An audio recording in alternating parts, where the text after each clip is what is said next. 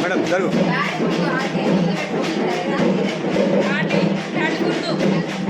లేడీస్ని గెలిపించుకోవాలి. ఏమైనా ఉపయోగాలు ఉంటే చేస్తుంది మేడం.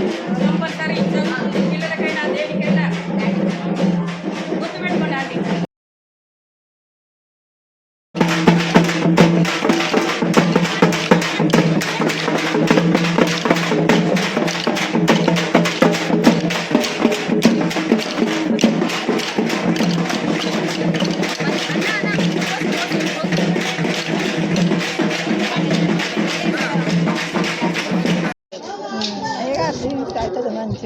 కావాలి మరి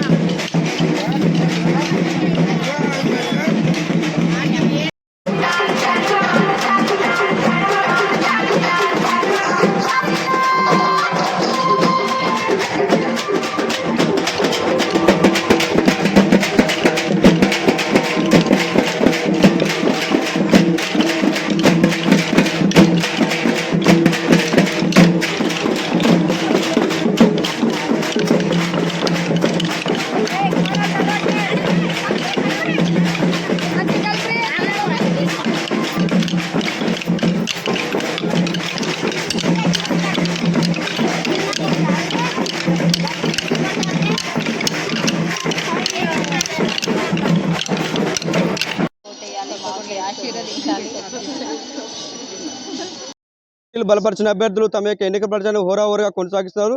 ప్రస్తుతం మిర్యాలగూడ మున్సిపాలిటీలో 15వ వార్డు స్వతంత్ర అభ్యర్థినిగా బొంగరాల జయమ్మ ఎన్నికల ప్రచారం చివరి రోజు విస్తృతంగా పర్యటిస్తున్నారు. మరి వారిని అడిగి మరిన్ని వివరాలు తెలుసుకునే ప్రయత్నం చేద్దాం. నమస్తే మేడం, హార్ట్లీ కంగ్రాచులేషన్స్. ఏ విధంగా కొనసాగుతూ ఉంది మీ ఎన్నికల ప్రచారం? స్వతంత్ర అభ్యర్థినిగా ఎందుకు పోటీ చేయాలనుకుంటున్నారు? మరి ప్రజలకు ఏం చెప్తారు మీరు? మన వార్డులో చాలా సమస్యలు ఉన్నాయండి. ఏ పాలకులు వచ్చినా కానీ సమస్యకు పరిష్కారం లేదు. ఈ ప్రజల బలంతో నేను ప్రజల ముందుకు వస్తున్నాను. ప్రజల ఆశీర్వాదంతో మీడియా తరపున కూడా ప్రజానికానికి తెలియజేసినది ఏమనగా బ్యాట్ గుర్తుకు ఓటేసి మన ప్రజల బలం ఏందో నిరూపించుకొని ప్రజల ద్వారా నేను సమస్యలు పరిష్కారం చేస్తానని వాగ్దానం చేస్తున్నాను. మన వార్డులో ఉన్న సమస్యలు అన్నీ కూడా నాకు తెలుసు. డ్రైనేజీ సమస్యలైనా, రోడ్డు సమస్యలైనా, పక్కా గృహాలైనా, పిల్లలకు కావాల్సిన విద్యా పరంగానైనా నాకు చాలా అవగాహన ఉంది. వాటి తరపున పోరాటానికి నేను మీ ముందుకు వస్తున్నాను. మీ తరపున నేను సమస్యలు తీర్చడానికి నేను ముందుకు వస్తున్నానని తెలియజేస్తున్నాను. మీ అందరి బలంతో నేను స్వాతంత్ర అభ్యర్థిగా పోటీ చేస్తున్నాను. ఏ పార్టీ బలం లేదు నాకు, ఏ డబ్బు బలంతో రాలేదు, పార్టీ బలంతో రాలేదు, ప్రజల బలంతో వచ్చాను. ఆశీర్వదించండి. ప్రజలు బొంగరాల జయమ్మ గారికి ఓటు వేయాలంటే వారికి ఏం చెప్తారు మీ వార్డులో? మా వార్డులో ఉన్న సమస్యలన్నీ కూడా పరిష్కారం చేస్తానని నేను వాగ్దానం చేస్తున్నానండి. నా శాయశక్తిలో కూడా ప్రజల కోసం నేను పాటుపడతాను సమస్యల తరపున. ఇప్పటికే బీఆర్ఎస్ పార్టీ కానీ కాంగ్రెస్ పార్టీ వస్తే అన్ని వార్డులు అభివృద్ధి చెందని చెప్పేసి కూడా వాళ్ళు అంటున్నారు. మరి మీరు మీ అధికారం కూడా లేదు, మరి మీరు ఎట్లా ముందుకు తీసుకెళ్తారు? ప్రజల అధికారమే నా బలం అండి. ప్రజల ఓటుతో నేను అధికారంలోకి వస్తే ప్రజల తరపున నేను పోరాడి వాళ్ళకు ఉన్న సమస్యలు కూడా నేను పరిష్కారం చేయగలుగుతాను. మొత్తానికైతే మీరు మీ యొక్క బ్యాట్ గుర్తుకుపై ఓటు వేసి మీ జెండా ఎగరవేస్తుంటారా? అవును సార్. బ్యాట్ గుర్తుని బలపరిచి మీ ఓటు అనేది బ్యాట్ గుర్తుకు వచ్చి ఇచ్చి గెలిపించగలగరని ప్రార్థన. మీరు ఈ ఎన్నికలలో ఇండిపెండెంట్గా స్వతంత్ర అభ్యర్థిగా పోటీ చేస్తున్నారు. వీధులు తిరుగుకుంటూ ఓటును అభ్యర్థిస్తూ అడుగుతున్నారు, మమ్మల్ని గెలిపించండి. అదే గెలిపించిన తర్వాత మీరు ఓన్లీ ఇంటికే పరిమితం అవుతారు ఒక మహిళగా. తర్వాత ప్రజా సమస్యలు పరుచుకోరని చెప్పేసి కూడా మా ప్రత్యర్థి పార్టీలకు సంబంధించిన అభ్యర్థులు ప్రతిపాదిస్తున్నారు. దీనిపై మీరేమంటారు? 15వ వార్డులో ఉన్న సమస్యలన్నీ కూడా నాకు తెలుసండి. ప్రజల తరపున కూడా బలపరిచిన అభ్యర్థిని నేను. పార్టీ తరపున బలపరిచిన దాన్ని కాదు. అందుకే నేను ప్రజల తరపున పోరాటం చేస్తానని నేను కోరుకుంటున్నాను, పోరాటం చేస్తున్నాను. వాళ్ళ తరపున ఉన్న సమస్యలు కూడా నేను బలంగా వినిపిస్తాను గవర్నమెంట్కి. అందులో ఉన్న ఏ అవకాశాన్ని కూడా వినియోగించుకొని ప్రజలకి నేను మద్దతుగా నిలిచి ప్రజల మద్దతుతోటి నేను గెలిచి వాళ్ళకి నేను మాటిస్తున్నాను అన్ని సమస్యలు కూడా పరిష్కారం మరి చేస్తానని. మీరు విద్యావంతురాలుగా ఉన్నారు. మరి ఈ రాజకీయ రంగాన్ని మీరు ఎందుకు ఎంచుకున్నారంటే మరి ప్రజలకు గాని, మా మీడియా మిత్రులకి మీరేం చెప్తారు మేడం? ఇప్పుడు ఎన్నో పార్టీలు వచ్చినాయండి. పార్టీల తరపున వచ్చిన నాయకులు ఉన్నారు, లీడర్స్ ఉన్నారు, ముఖ్యమంత్రులు ఎవరైనా చూసినారు సార్. ఇప్పుడు పోరాటం చేయడానికి ఇప్పుడు ఈ ప్రజల్లో ఉండాలి. ప్రజల తరపున పోరాడడానికి విద్య అనేది విద్య అనేది ముఖ్యమని మనందరికీ తెలుసు. నేను ఎంఏ బీఈడీ చేశాను. నేను టీచర్ కూడా పనిచేశాను. పిల్లల తరపున కూడా నేను పిల్లలకు ఎలా విద్యా బుద్ధులు చెప్పాలో నాకు తెలుసు.